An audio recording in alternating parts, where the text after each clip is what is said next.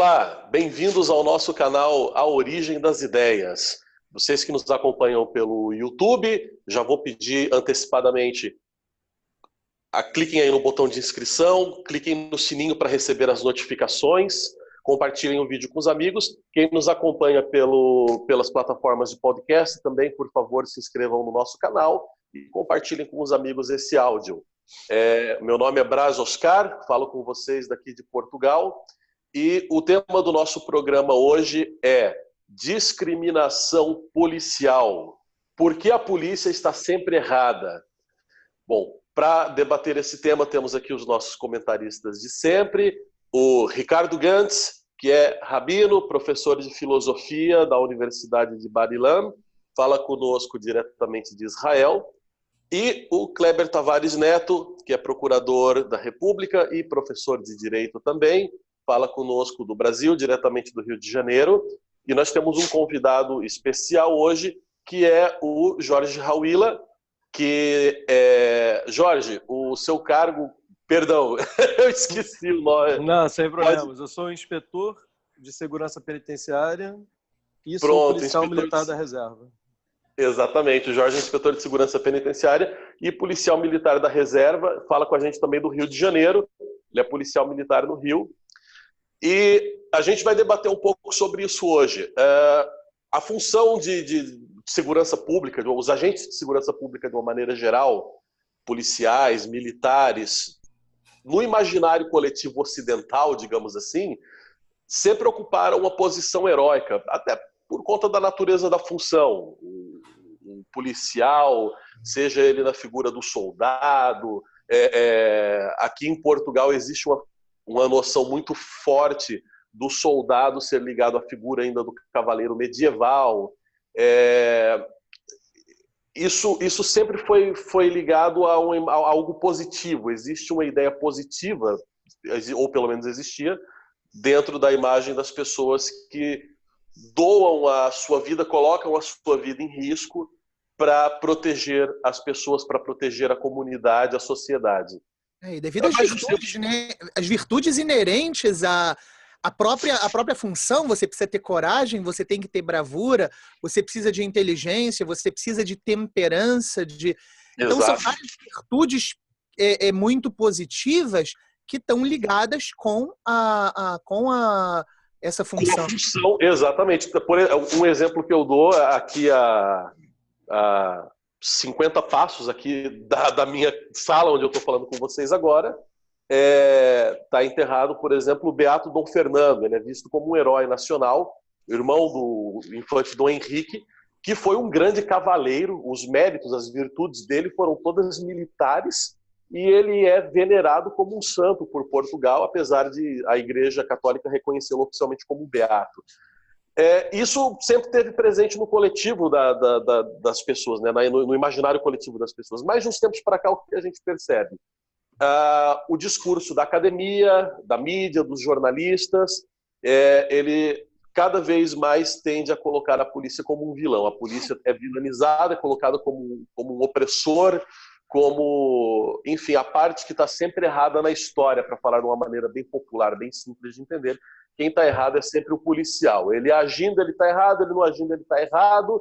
E a gente vai tentar hoje entender um pouco dos desdobramentos disso. Vamos ver algumas opiniões aí um pouco mais aprofundadas. Vamos tentar mapear isso e vamos ouvir o Jorge, que é o sujeito que, enfim, vive isso na pele, né? Diferente dos especialistas que só conhecem essa realidade dos livros. A gente trouxe uma pessoa aqui hoje que é o... Qual é o termo que se usa? É o sujeito que tem o skin in the game, né? O sujeito que tem a pele em jogo. Ele pode falar com mais propriedade do que todo mundo que já leu sobre qualquer coisa num livro. Então, Jorge, o que você acha disso, Jorge? Fala pra gente.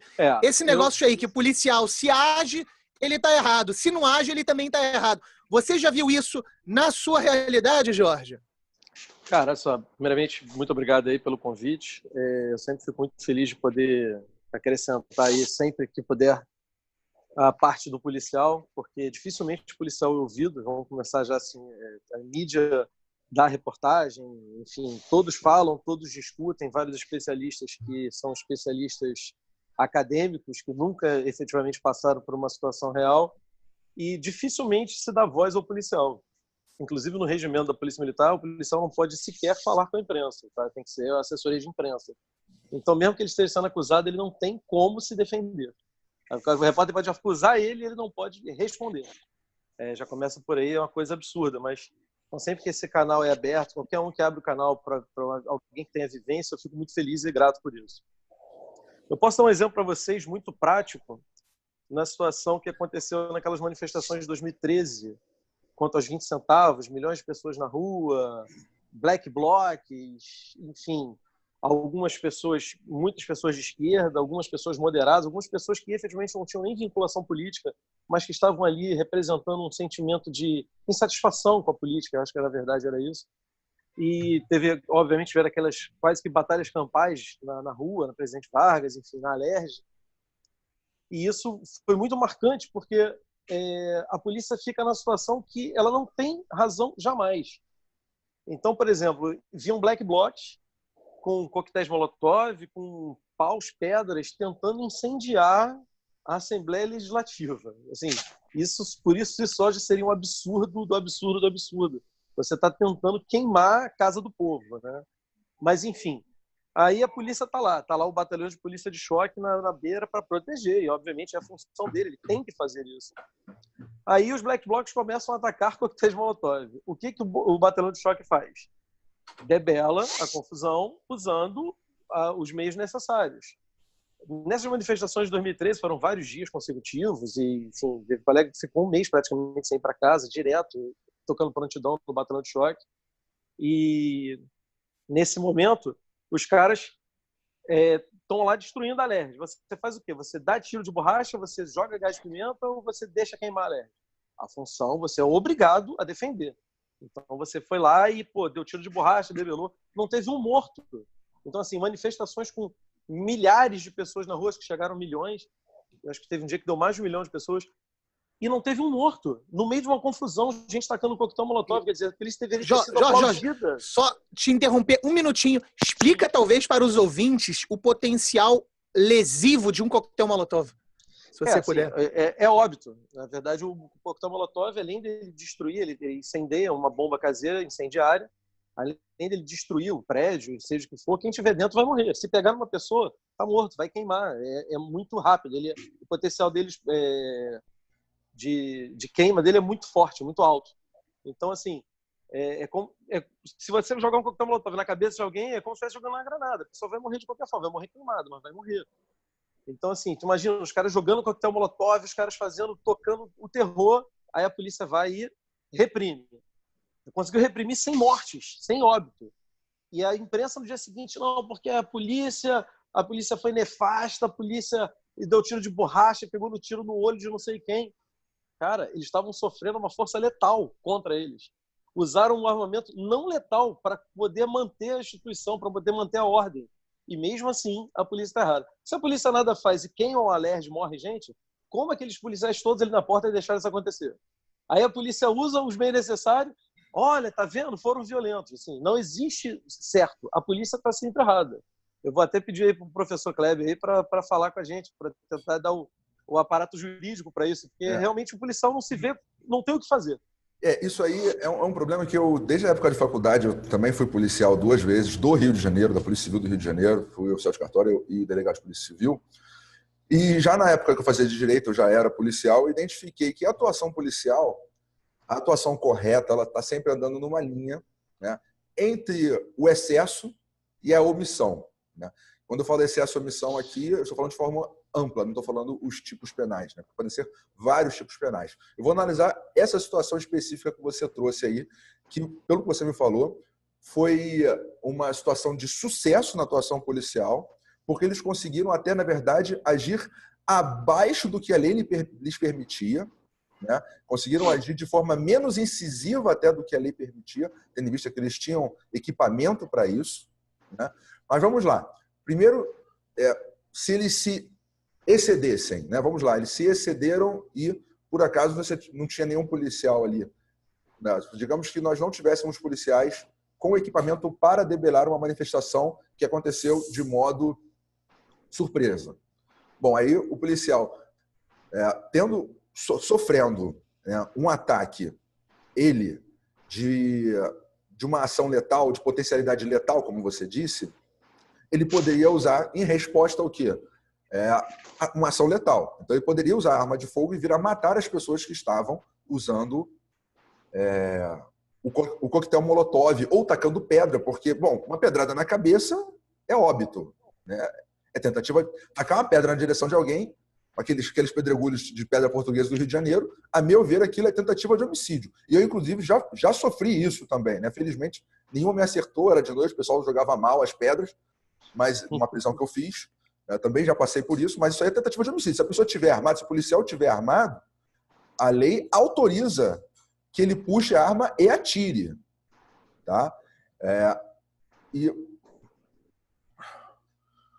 Por outro lado, você tem que ver a omissão, né? Então, ele pode agir. A lei não...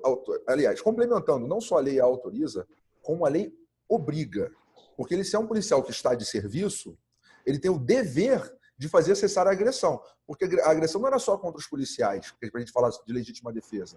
Era uma agressão contra prédios públicos, né? Funcionários da Alerj que estavam lá dentro. Funcionários da Alerj que estariam lá dentro, todos eles seriam vítimas desse crime que estava em andamento. Então, o policial, ele não só tinha legítima defesa para sustentar o que eles estavam fazendo, como, na verdade, eles tinham um dever legal. E por que eu posso dizer que é um dever legal? É pelo lado da omissão que eu posso dizer que eles têm um dever legal. Porque quando eles se omitem, eles estão cometendo um crime. Então, está vendo o pau comer. Né? E aí, os black blocs tacando molotov e a mídia filmando. Aí tem muito policial que vai pensar, olha, se eu fizer alguma coisa, amanhã eu estou na capa dos jornais, das revistas e tudo mais. Então não vou fazer nada. Essa é a melhor opção. Não é a melhor opção, não. O promotor vai pegar firme aí na sua omissão. Você vai responder, o policial vai responder pelo crime que ele deveria ter evitado. Então, se o coquetel Molotov pega alguém e mata, ele responde pelo homicídio junto do black bloc. Se o coquetel Molotov incendeia a Alerj, vai responder pelo crime de incêndio. Vai responder pelos crimes que foram cometidos se eles alcançarem algum resultado. Por quê? Porque o policial ali, ele está na posição de garantidor. O nosso Código Penal traz lá no artigo 13, parágrafo 2º, várias situações de garantidor. E a principal delas é do agente público. O bombeiro tem função de garantidor, os policiais têm função de garantidor, eles têm o dever de evitar o resultado, ainda que para isso se coloquem em algum risco, um risco proporcional, né, ao que eles querem evitar. Você, obviamente, não pode exigir de um policial que está tomando pedrada, coquetel Molotov, que ele vá na mão, sem o uso de nenhum tipo de equipamento que seja eficaz para conter a agressão. Então, ele vai, se está havendo uma agressão armada, a resposta que o direito permite é uma resposta armada. E a arma vai depender do quê? Qual vai ser a arma? A arma que estiver à disposição dele e que seja suficiente para debelar aquela agressão. E aí é aquela coisa, você tem que avaliar a situação em cada caso para ver qual que era a arma que tinha disponível naquele caso. Né? Isso é um problema também na análise jurídica posterior. Né? Você tem que pensar como que o policial pensou naquela hora, os comandantes imaginaram naquela hora, o que aconteceu, o que saiu, porque tem várias situações que são imprevisíveis. Né? E foram... Kleber, deixa eu te fazer uma pergunta para o Kleber. Do ponto de vista jurídico, como é que fica, por exemplo, a questão de que o sujeito que está ali... porque muitas vezes a mídia tenta colocar como assim uma desproporcionalidade na força, né, da ação. Sempre esse é o tema que eles colocam. Mas, por exemplo, qual é a posição, isso do ponto de vista legal, o sujeito que dá uma simples pedrada, dá uma pedrada ali no policial, quer dizer... Simples pedrada. Claro. É a tentativa de homicídio. Porque uma pedra, imagina, né? Nem pode, né? Davi matou Golias com uma pena, não é? Então, Então é o seguinte, o sujeito foi lá e deu uma pedrada no policial. O sujeito não está assumindo, a partir daquele momento, ele não está assumindo o risco. Porque, quer dizer, eu estou. Não é uma simples agressão. Sei lá, eu estou tendo uma briga aqui com o meu vizinho aqui porque ele foi lá e levou uma galinha do meu quintal. Não é uma briga de vizinhos por uma galinha. É o sujeito que se coloca numa posição de confrontar, de agredir uma autoridade pública. Né? A questão não é que é autoridade pública.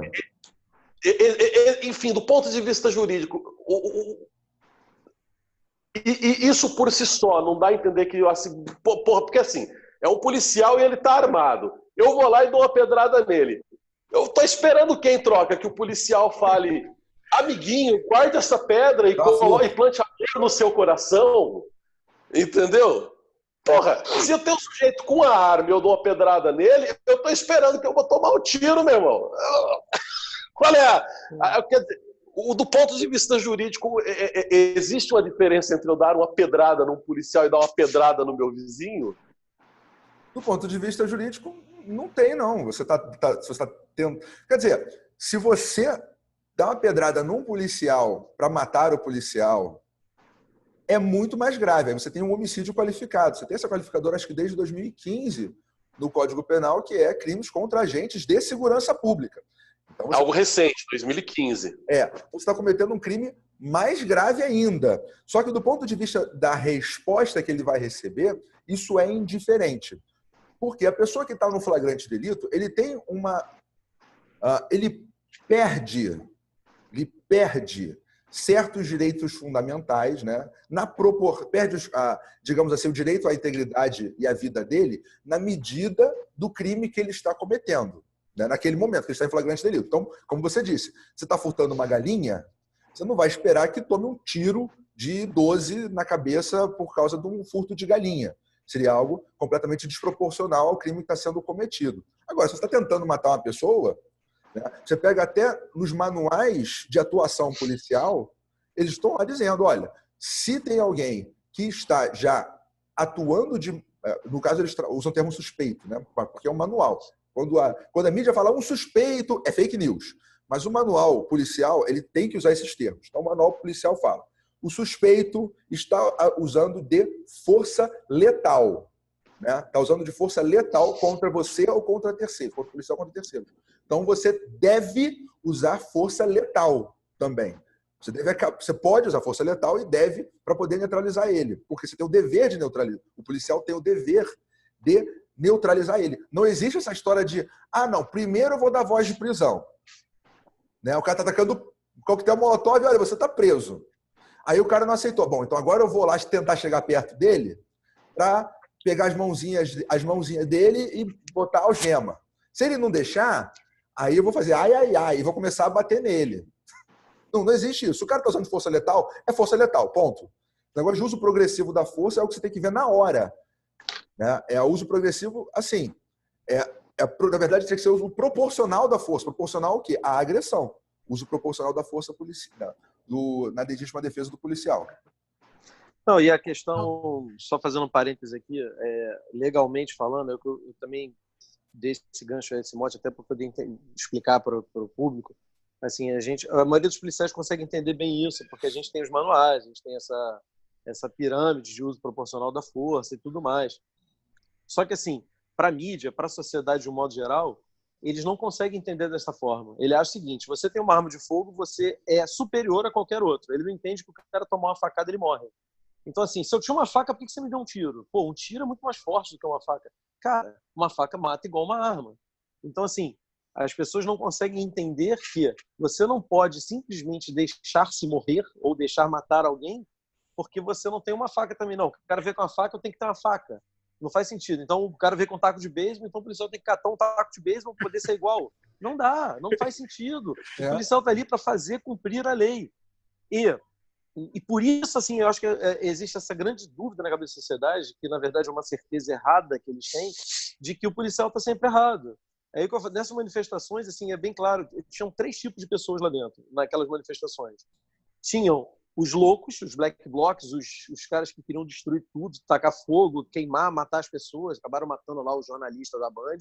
O único que morreu foi morto pelos manifestantes e não pela polícia.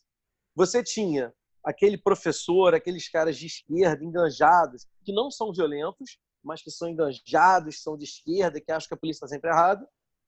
E você tinha o cidadão comum, que estava revoltado.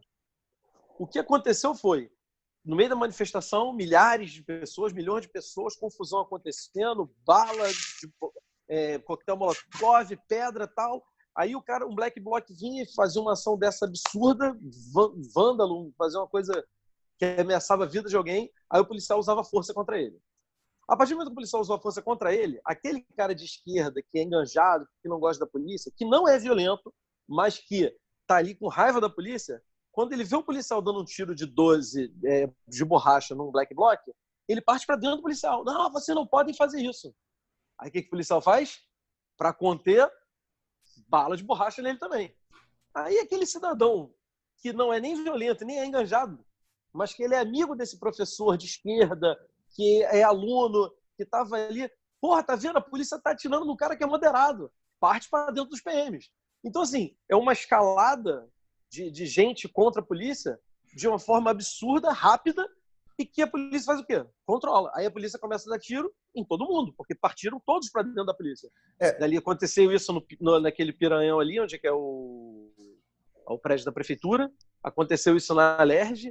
Cara, o prédio da prefeitura estava cercado por manifestantes e a polícia não fez absolutamente nada. Até o momento que os caras começaram a tentar queimar a prefeitura. E teve um black bloc louco que começou a agredir o cavalo do policial, da polícia montada. O cara começou a bater no cavalo.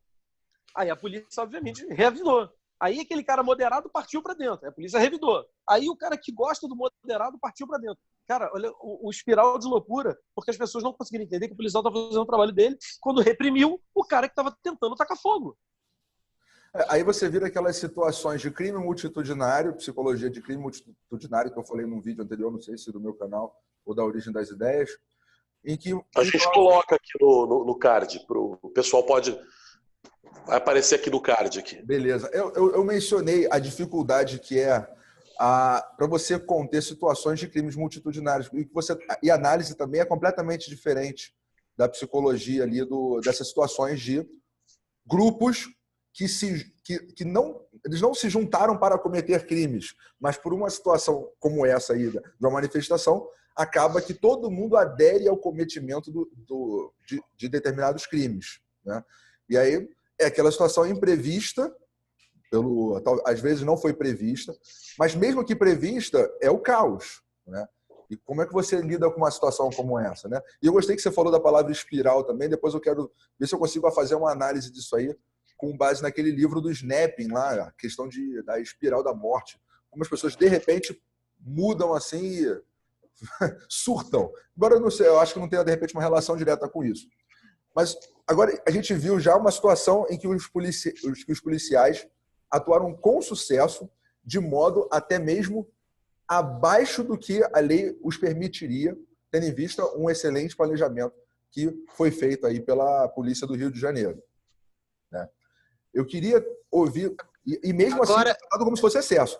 Queria saber se tem alguma história que você se recorde que fosse o oposto, uma história que poderia ter dado errado ou que deu errado, porque supostamente houve um excesso da polícia em combate. Eu tenho uma história que eu gostaria aqui de compartilhar, mas vamos fazer assim, vamos fazer um pequeno intervalo e aí eu entro com a minha história e a gente continua, tudo bem? Perfeito. Então, ok, muito bem, então vamos dar aqui um pequeno intervalo.